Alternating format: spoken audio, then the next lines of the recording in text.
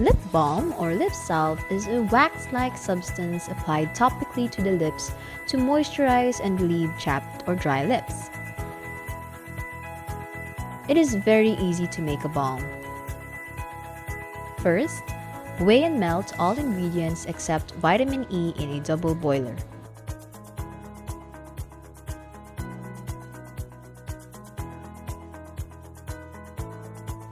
No direct flame until all the oils and wax are in a liquid state.